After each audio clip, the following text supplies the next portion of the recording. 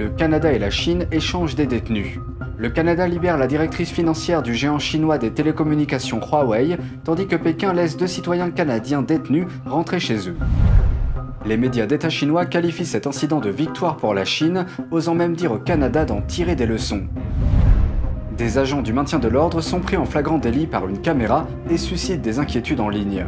Une vidéo les montre en train de harceler des marchands de rue, dont une vieille femme. Bienvenue dans Regard sur la Chine, je suis Vladimir Mitens. Avant de commencer, je vous rappelle que nous disposons d'une nouvelle chaîne YouTube sur Internet, NTD Actualité. Je vous invite à vous y abonner pour regarder les nouvelles. Dans un événement majeur pour les relations internationales, les autorités canadiennes ont libéré la directrice financière du géant chinois des télécommunications Huawei, Meng Wanzhou. De l'autre côté, les autorités chinoises ont libéré 2 citoyens canadiens détenus, Michael Kovrig et Michael Spavor, surnommés ces derniers mois les 2 Michael du Canada. Compte tenu du lien étroit et du court laps de temps entre ces libérations, certains analystes qualifient cette démarche de diplomatie des otages. Quelques heures à peine après la libération de la directrice financière du géant chinois des télécommunications Huawei, Meng Wanzhou, la Chine a libéré les 2 Canadiens Michael Kovrig et Michael Spavor. Cela amène les observateurs à se demander si les autorités chinoises ont arrêté les 2 Canadiens uniquement parce que les autorités canadiennes avaient arrêté Meng. Le ministère chinois des Affaires étrangères nie toute relation entre les arrestations. Leur porte-parole a déclaré que les 2 Michael ont été libérés pour des raisons de santé. Mais selon le commentateur américain des affaires courantes Tang Jingguan, il s'agit d'un échange d'otages. This time, the CCP has not concealed its hostage diplomacy, allowing the international community to see at least 2 problems clearly. The first is that the CCP is a criminal regime without a bottom line. It will not take into account any international ethics and will not abide by any international rules. When necessary, the CCP can use any criminal means without any concealment. La condition de la libération de Meng était qu'elle admette avoir trompé les banques en effectuant des transactions qui violaient les sanctions américaines contre l'Iran. Cet aveu faisait partie d'un accord que le département américain de la justice a conclu avec Meng. Il s'agit d'un accord de poursuite différé que la directrice financière a signé. Elle l'a accepté vendredi dernier lors de sa comparution devant un tribunal fédéral américain. La procureure par intérim du tribunal, Nicole Buckman, a déclaré dans un communiqué qu'en concluant l'accord de poursuite différé, Meng a assumé la responsabilité de son rôle majeur dans la perpétration d'un plan visant à escroquer une institution financière mondiale. Malgré la signature de l'accord, Meng a plaidé non coupable au tribunal. Tang affirme que sa signature l'emporte sur son plaidoyer. The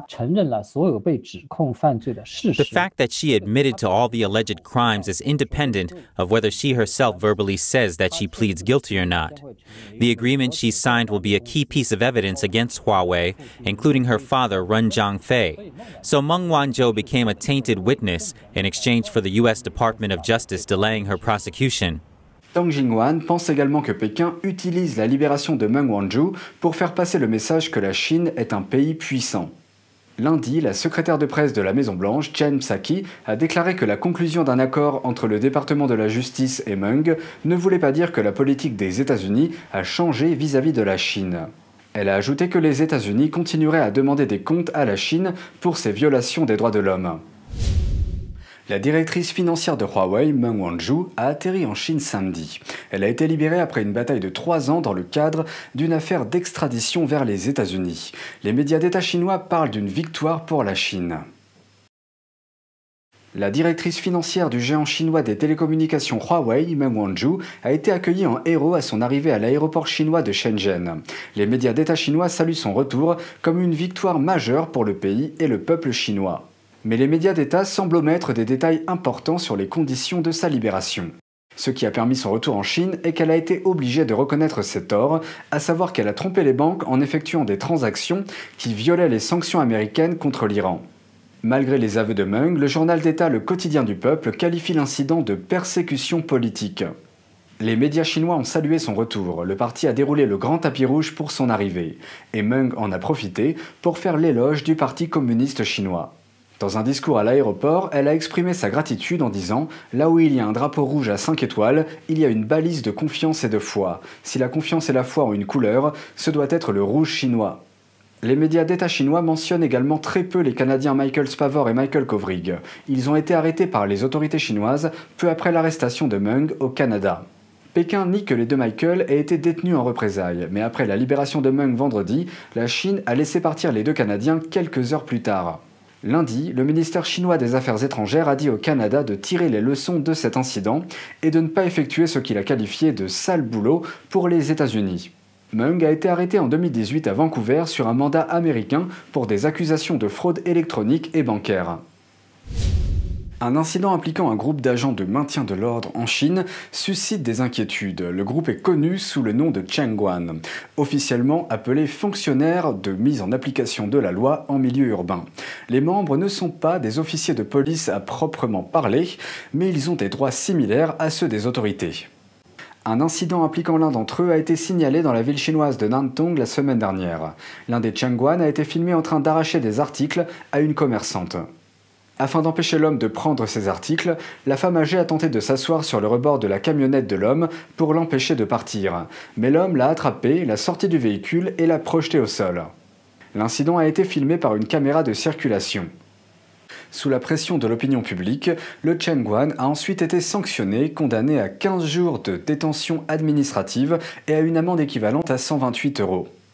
Le terme détention administrative reconnaît que la personne a fait quelque chose de mal, mais pas au point d'enfreindre la loi. Et ce n'est pas un cas isolé. Une autre vidéo récente montre un Chengguan dans la ville de Liuzhou, dans le sud de la Chine. Cette fois, il s'empare des légumes d'une vendeuse de rue et les jette dans un camion à ordures.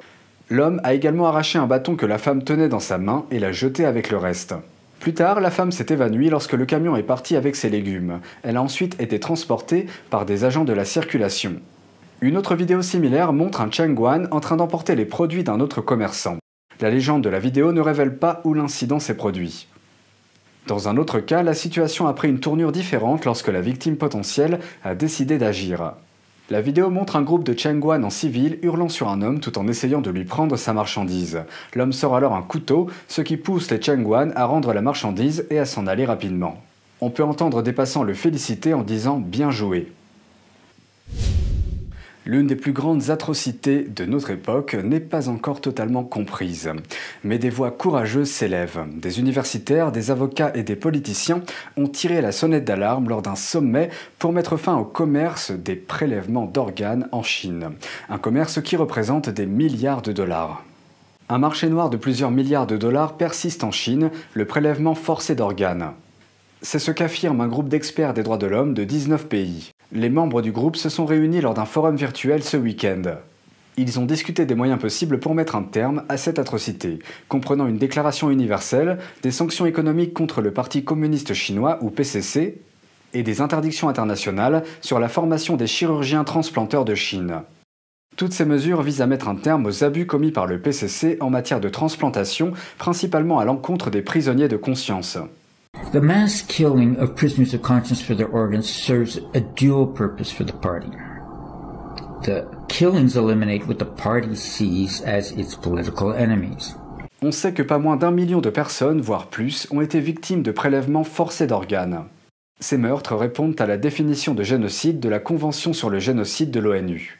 Elle inclut les tentatives d'éradication non seulement des races, mais aussi des religions avec l'intention de l'État.